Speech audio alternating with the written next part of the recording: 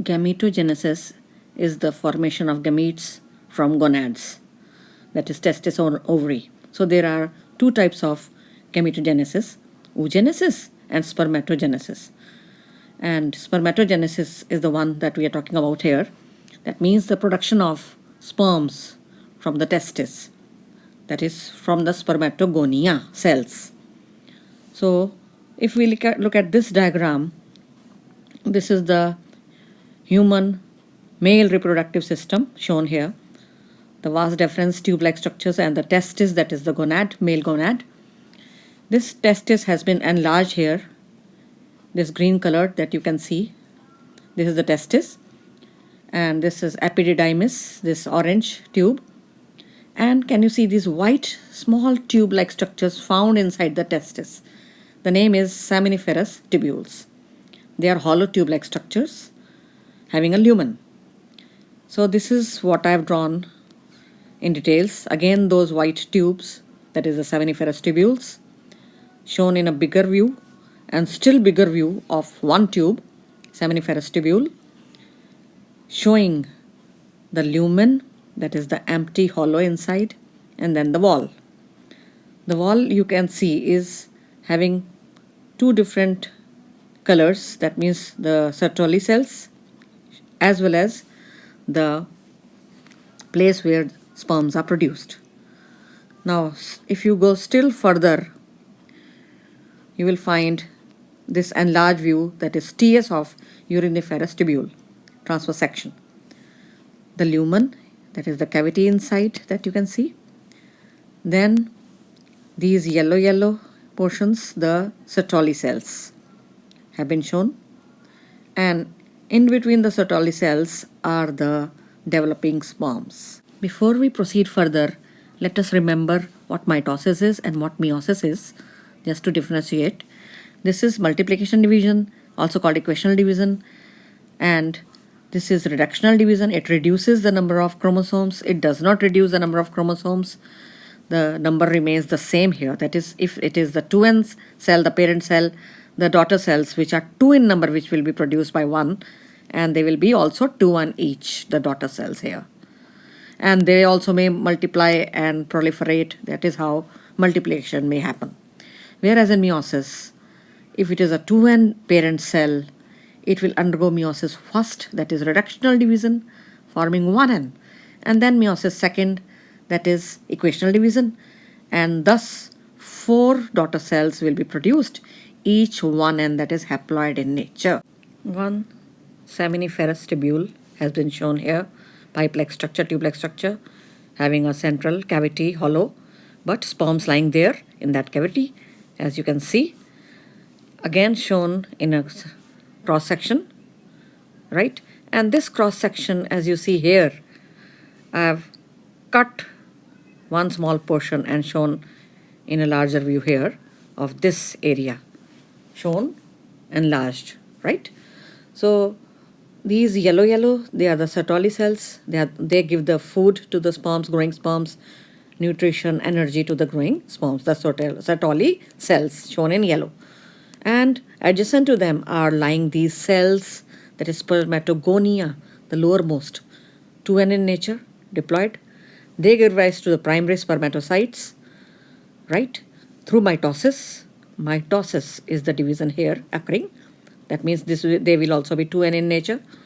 Now the primary spermatocytes will, through meiosis, first give rise to this pink-colored, dark pink, secondary spermatocyte, 1n in nature, reduced. The chromosome number is reduced to half, right? Secondary spermatocyte, this pink-colored. And finally, the secondary spermatocyte will give rise to the spermatid, that is in blue, which I have shown, blue color cells. They are the spermatids shown in the end. And finally, the spermatids will give rise to the spermatozoa, also called simply sperms, 1n in nature, that is haploid cells. They are the male gametes, and you can see them in the gray color, and they are shown entering into the Sertoli cells, their heads embedding into the Sertoli cells for food. So we should also know how to draw in the copy or in the paper, how to draw this diagram. This simply make a cross section like this enlarge view, and draw these cells like this. Simply you can draw 4 cells A, B, C, D, even that will suffice. A showing the spermatogonia, that is the starting cells, 2n in number, germ cells. From them, you can see this brown colored primary spermatocyte has appeared from this. Then it is the secondary spermatocyte, and finally spermatid, this blue colored, which will give rise to the spermatozoa. And these are the Sertoli cells in yellow. They provide food to the growing sperms. These sperms are lying in the lumen of hollow of the cavity of the seminiferous tubule. An overview of spermatogenesis. 46 chromosomes lie in the nucleus of spermatogonia.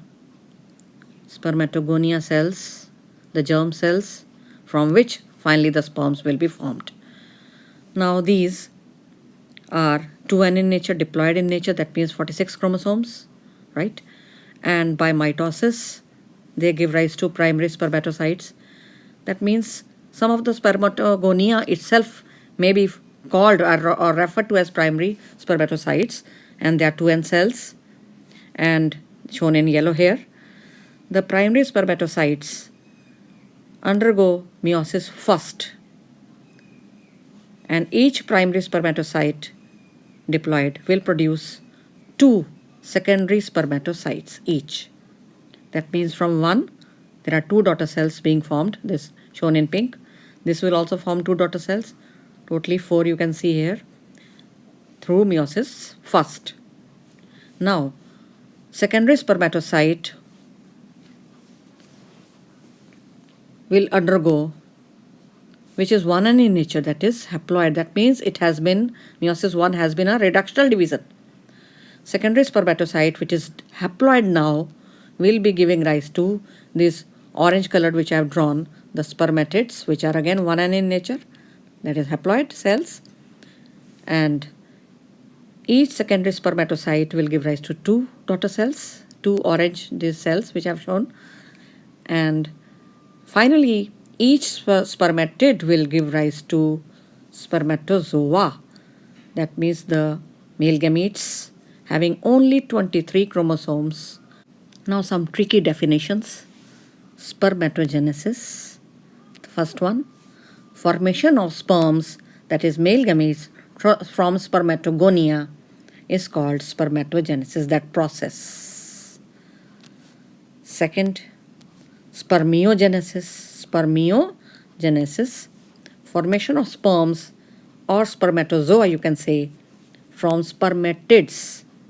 Simply that process is called spermiogenesis. And after this, the cells will start entering into the Sertoli cells. The sperms will lie embedded in the Sertoli cells to draw nutrition. And now, finally, when the release of these sperms or spermatozoa from the Sertoli cells occurs, and they enter into the center or the lumen of the seminiferous tubule, finally, in the end, this third process takes place, that is spermiation.